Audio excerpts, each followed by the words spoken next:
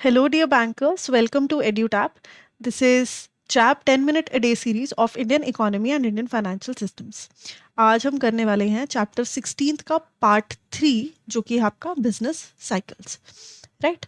तो हम दो पार्ट्स इसके ऑलरेडी कवर कर चुके हैं जहाँ पे हमने समझा कि बिजनेस साइकिल्स होती क्या हैं, क्या इनके कैरेक्टरिस्टिक्स होते हैं और ओवरऑल फेजेस जो हैं क्या होते हैं। 4 में से 2 फेजेस की बात हम ऑलरेडी कर चुके हैं। आज हम बचे हुए 2 फेजेस के बारे में जो है बात करेंगे और ये चैप्टर आपका कंप्लीट हो जाएगा। इसमें से 1 to 2 questions you can easily expect in your examination. Second of all, if you are preparing for job, previous year questions जो हैं बहुत ही इंपॉर्टेंट रोल प्ले करते हैं बिकॉज वो आपको बताते हैं कि किस तरह की इंटेंसिटी क्वेश्चंस की आप एक्सपेक्ट कर सकते हो, किस डेप्थ के क्वेश्चंस आते हैं, कौन से टॉपिक हैं जहाँ से फ्रीक्वेंसी कितनी आ रही है, राइट? तो इन सब चीज़ों के जवाब के लिए, पैटर्न को अच्छे से समझने के लिए प्रीवियस ईयर क्वेश्चंस बहुत इंपॉर्टेंट हैं और इसीलिए हमने एक डॉक्यूमेंट प्रिपेयर करी है जिसमें important topics, most important questions के साथ साथ आपको पिछले सालों के जो पास्ट ईयर क्वेश्चंस हैं आपके, वो मिल जाएंगे। इसका लिंक आप डिस्क्रिप्शन में से जाकर चेकआउट कर सकते हो and I am sure it will help you a lot in your preparation. तो चलिए क्लास स्टार्ट करते हैं फटाफट से। तो हमने 4 फेजेस के बारे में बात करी, as I already told you. First was boom, इसको भी क्विकली रिवाइज करते हैं। इसमें हमने याद रखा था कि एक सनराइज की पिक्चर है। बूम का नाम आते ही मैंने आपको कहा था आपने सनराइज इमेजिन करना है। बहुत भीड़ भाड़ वाला एरिया है, ट्रैफिक है। क्यों है ट्रैफिक? क्योंकि लोग जा रहे हैं। कहाँ जा रहे हैं? घर से बाहर जा रहे हैं, या तो काम करने जा रहे हैं, एम्प्लॉयमेंट है, नौकरी है इसलिए जा रहे हैं, नहीं तो हो सकता है कुछ सामान खरीदने जा रहे हो। यानी कि या तो प्रोड्यूसर कैटेगरी से बिलोंग करते हैं या फिर कंज्यूमर कैटेगरी से बिलोंग करते हैं। इकोनॉमिक एक्टिविटी आपकी बढ़िया तरीके से, बढ़िया पेस पर हो रही है, राइट? दूसरा मैंने आपको बताया रिसेशन। डर के बादल जो है वो छाने लग गए हैं। Fear has started taking over. Economic activity का स्लो डाउन हो गया है। ठीक है जी। तो आज हम बात करेंगे रिसेशन या जो आपकी एक डाउनफॉल वाली स्टेज है उसके बाद क्या होता है। वहाँ पर जो इवेंट्स की अकरिंग हुई वो हमने समझ ली, लेकिन उसके बाद क्या? उसके बाद आता है जी बिल्कुल एक स्टेगनेंट फेज, एक बहुत ही ग्लूमी डार्क सा फेज। जैसे कि आप इस पिक्चर में देख सकते हो, कोई आपको गाड़ी नहीं दिख रही है ना, बड़े डरावनी सी सिचुएशन है, कोई होप नहीं दिख रही, सनलाइट है ही नहीं। तो this phase is called depression. ठीक है, द स्टेगनेंट डार्क फेज। ये आपने याद रखना है। क्यों याद रखना है? क्योंकि इस फेज में कोई भी मूवमेंट है ही नहीं, ना ही आपकी डिमांड जनरेट हो रही है यहाँ पे।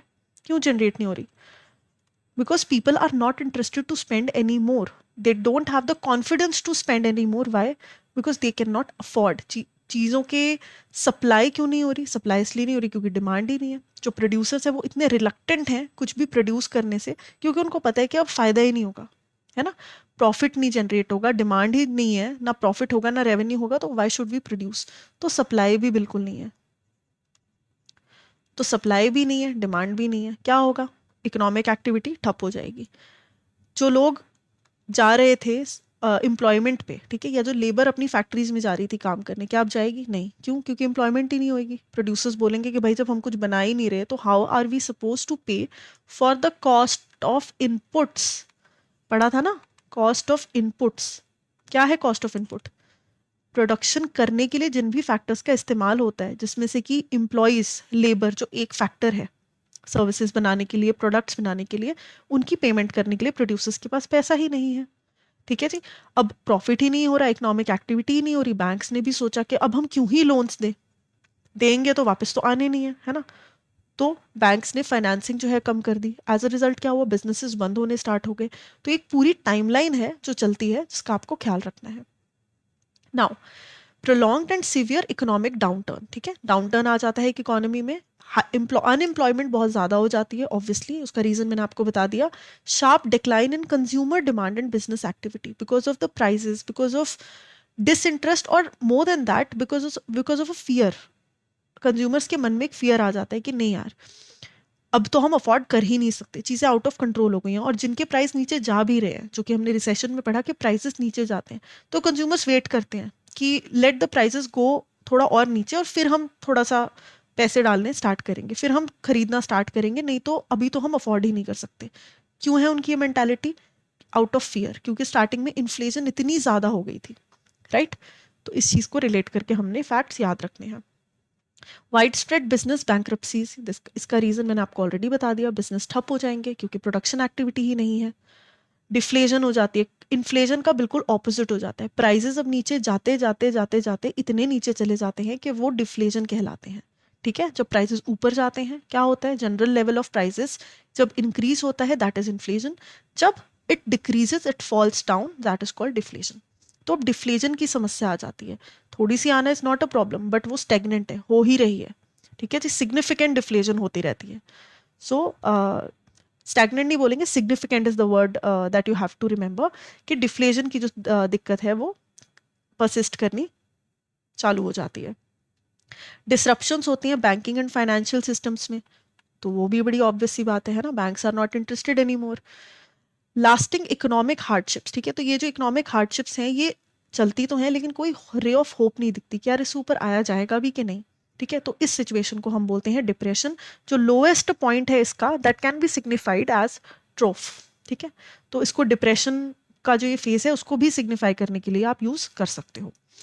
इसके ये कुछ की फैक्टर्स हैं, अगर आपको ये पूरा नहीं पढ़ना रिवीजन के टाइम पे, आप सिर्फ कॉन्टेक्स्ट के लिए ये पढ़ सकते हो, it will help you to remember the things. क्या है ये, economic slow down, everything slows down, production भी, स्पेंडिंग भी, हायरिंग भी।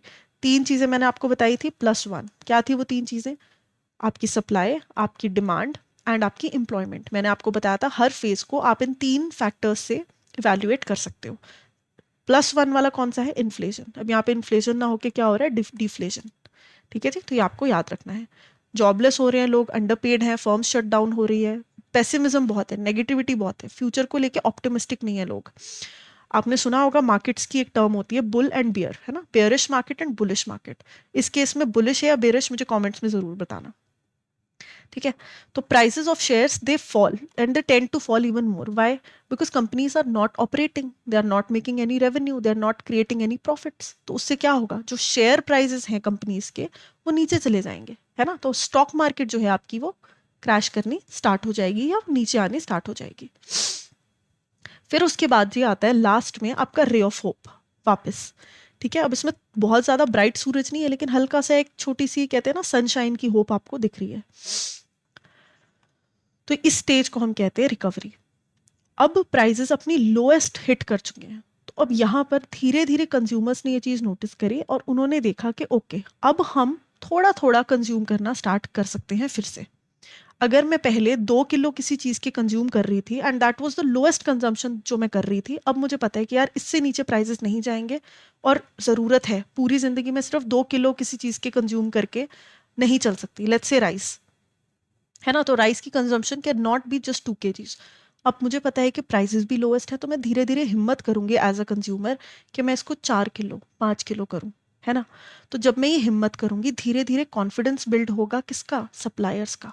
उनको लगेगा ठीक है यार, बड़ा ग्रेजुअली कंजम्पशन इंक्रीज हो रही है, बड़ी धीरे धीरे स्लो पेस्ड, तो हम भी थोड़ा थोड़ा करके, एकदम बल्क में नहीं बट थोड़ी थोड़ी सप्लाई बढ़ाते हैं। अब जब demand and supply core factors जो हैं आपके इकोनॉमी के, डिमांड एंड सप्लाई, ये इंक्रीज करने स्टार्ट हो गए, मार्केट फोर्सेस ने दोबारा एक्शन में आना धीरे धीरे स्टार्ट कर दिया, इकोनॉमिक एक्टिविटी फिर से बनने लग जाएगी, प्रोडक्शन स्टार्ट हो जाएगी धीरे धीरे। जो लोग पहले बिल्कुल ही हमने निकाल दिए थे कंपनीज में से बाहर, अब दोबारा उन हमें चाहिए होगा, क्यों चाहिए होगा, ताकि हमारे फैक्टर्स ऑफ प्रोडक्शन फिर से हमारे पास एकत्रित हों ताकि हम जो प्रोडक्शन है वो कर सकें, राइट। तो लोगों को एम्प्लॉयमेंट मिलने लग जाएगी फिर से, आइडली अब नहीं बैठेंगे लोग। तो स्टॉक मार्केट, उसमें भी मूवमेंट दिखेंगी, जो नीचे नीचे नीचे क्रैश करे जा रही थी अब वो स्टेबल हो जाएगी, ऊपर चाहे ना भी जाए बट वो स्टॉक प्राइसेस स्टेबल होने लग जाएंगे क्योंकि कंपनीज फिर से रेवेन्यू जनरेट कर पाएंगी चाहे थोड़ा ही सही। ठीक है जी, तो इस तरह से जो रिकवरी स्टेज है आप उसको डिफाइन कर सकते हो। तो यहाँ पे ये पॉइंटर्स हैं जो हमने ऑलरेडी डिस्कस कर लिए हैं। बिजनेस इन्वेस्टमेंट पिक्सअप, ठीक है, इन्वेस्टमेंट भी दोबारा से स्टार्ट हो जाती है, लोग थोड़े ऑप्टिमिस्टिक हो जाते हैं रिटर्न्स को लेके इन द लॉन्ग रन। ठीक है, स्टॉक मार्केट स्टेबलाइज हो जाती है, प्रोडक्शन एंड डिमांड इंक्रीज होने लगती है एंड की इकोनॉमिक इंडिकेटर्स उसमें भी स्टेबलाइजेशन आती है। इसके कुछ पॉइंटर्स हैं अगेन जो आप याद रख सकते हो। लोएस्ट प्राइसेस जो है वो अपने लोएस्ट हिट कर चुके हैं, तो इसीलिए लोगों ने बाइंग अगेन दे स्टार्टेड। ठीक है, लोगों को अब चीपर रेट्स पे लोन भी मिल रहे हैं, क्यों, क्योंकि बैंक्स ने भी ये बदलता रुख हवा का देखा and they started financing people again, right. Employment थोड़ी सी बढ़ने लग गई, आइडल वर्कर्स जो हैं they return to the jobs, demand बढ़ गई, प्रोडक्शन जो है वो थोड़ी सी दोबारा रिज्यूम करने स्टार्ट हो गई, इन्वेस्टमेंट्स बढ़ गई, है ना, एम्प्लॉयमेंट ऊपर चली गई, ऑप्टिमिज्म वापस मार्केट में आ गया। अब अगेन क्या होगा, इसके बाद क्या होगा, रिकवरी स्टेज के बाद, रिकवरी स्टेज के बाद दोबारा से बूम की तरफ हमारी कहानी चल जाएगी, है ना। तो कहने की बात है कि ये जो साइक्लिक मूवमेंट्स है ना, ये होते रहेंगी, ये चारों फेजेस अपने आप को टाइम टू टाइम रिपीट करते रहेंगे। हमें बस ये नहीं पता होगा कि किस टाइम पे डिप्रेशन कितनी डेप्थ का होगा और जो बूम है वो कितने पीक पे जाएगा, ना ही हमें ये पता होगा कि कितने सालों में ये चीज़ दोबारा होगी। ठीक है, ये है कैरेक्टरिस्टिक्स ऑफ बिजनेस साइकिल्स जो कि हम ऑलरेडी कर चुके हैं। Now, this chapter is comprehensively completed. I hope this is very clear to you. Now, if you're preparing for JAB, let me tell you, we have a master course for you, जिसमें कि हम ये चारों components आपको cover कराएंगे बड़े comprehensively। कैसे cover कराएंगे?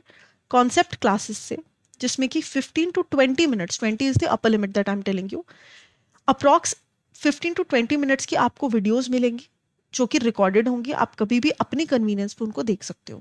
हर कंपोनेंट को, हर चैप्टर को ये कवर करेंगी। एग्जामिनेशन से पहले आपकी लाइव क्लासेस कंडक्ट होंगी जिसमें कि आप अपने डाउट्स भी पूछ सकते हो और पूरा का पूरा रिवीजन आपको दोबारा रिवाइज कराया जाएगा।